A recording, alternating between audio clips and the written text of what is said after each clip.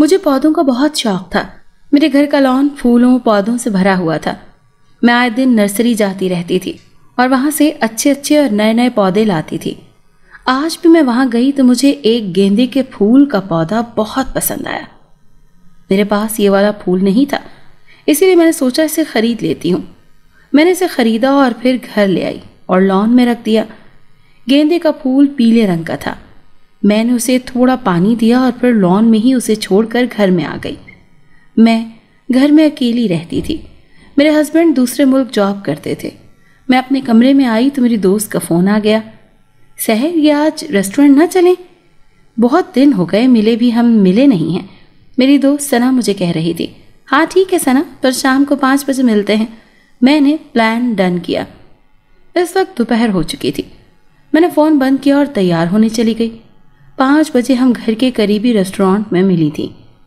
وہاں ہم نے بہت کچھ کھایا۔ بل تقریباً 10,000 بن چکا تھا۔ اتنا کھا کر میرا تو پیٹ بالکل ہی باہر نکل آیا تھا۔ گھر آتے ہی میں سو گئی کیونکہ کافی تھک چکی تھی۔ یوں بنا واک کے سو جانا میری سب سے بڑی غلطی تھی۔ جب صبح اٹھی تو میری طبیعت کافی خراب تھی اور بخار بھی تھا۔ مجھے جب بھی بخار چڑھتا تھا 105 تک پہنچ جاتا تھا۔ ابھی بھی یہی حالت تھی، لیکن اس حالت میں بھی میں اپنے پودوں کو پانی دینا نہ بھولی تھی۔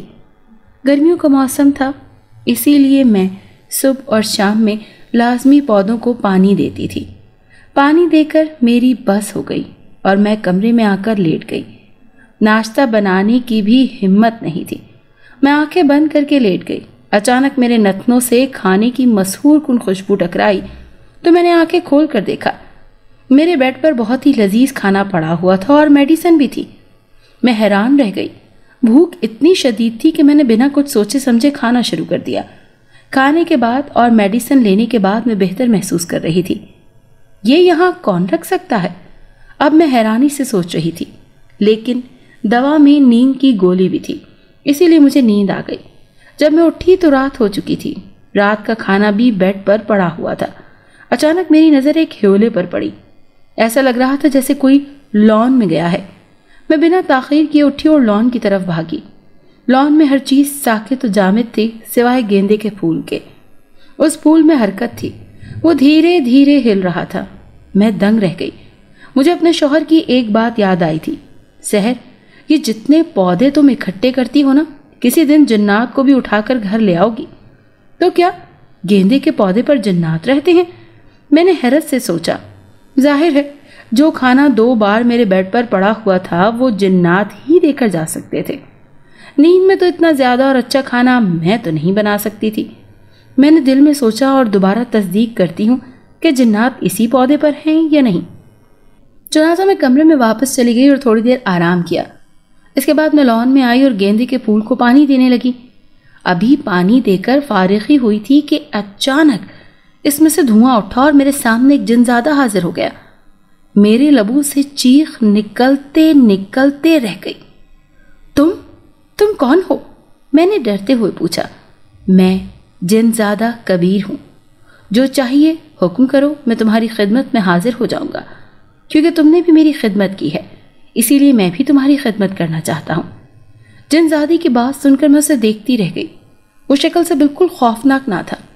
رات کے اندھیرے میں مجھے اس کی شکل واضح طور پر نظر نہیں آ رہی تھی۔ مجھے نئے کپڑے، جولری اور کھانا چاہیے۔ میں نے اسے اپنی فرمائشیں بتائیں۔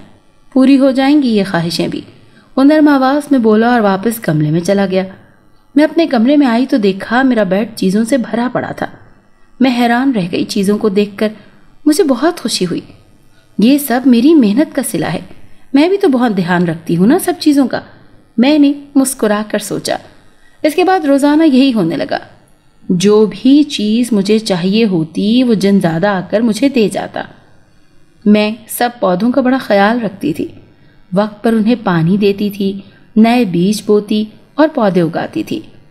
ایک دن جب میں سو کر اٹھی تو وہ ہوا جو میرے وہم و گمان میں بھی نہیں تھا۔ میرا گیندے کا پھول ٹوٹ کر الگ پڑا تھا اور گملہ بھی ٹوٹا ہوا تھا۔ گملے کے قریب کچھ نشانات تھے جنہیں غور سے دیکھنے پر معلوم ہوا کہ کوئی بلی آئی تھی۔ ایک اور پودا بھی ٹوٹا ہوا تھا، مٹی بکھری پڑی تھی۔ میں نے اس جنزادے کو بلانے کی کوشش کی مگر وہ نہ آیا۔ نہ چاہتے ہوئے بھی میری آنکھوں سے آنسو نکل آئے۔ اس دن کے بعد سے وہ جنزادہ مجھے دکھائی نہ دیا۔ میں بیمار ہوتی تو بھی کوئی کھانا مجھے بیڈ پر پڑا نظر نہ آتا۔ سب کچھ میں خود ہی کر رہی تھی۔ میں اپنے پودوں کا بھی خیال رکھ رہی تھی۔ گیندے کے پھول والا ٹوٹا گملہ میں نے ابھی تک سنبھالا ہوا تھا۔ ایک دن اسے لان میں دیکھ کر مجھے رونا آ گیا۔ میں اپنے ہر پودے سے یوں ہی پیار کرتی تھی۔ میں آنسو صاف کرتی اندر آئی تو دنگ رہ گئی۔ بیڈ پر لذیذ کھانا پڑا ہوا تھا۔ میں بھاگ کر لان میں آئی تو دیکھا گیندے کا پھول صحیح سلامت تھا اور اس کا گملہ بھی۔ میں نے پھول کو چھو کر دیکھا اور اللہ کا شکر ادا کیا۔ میں آپ سب سے بھی یہ کہنا چاہوں گی کہ پودوں اور پھولوں کا بہت خیال رکھیں اور جتنا ہو سکے انہیں بڑھانے کی کوشش کیا کریں۔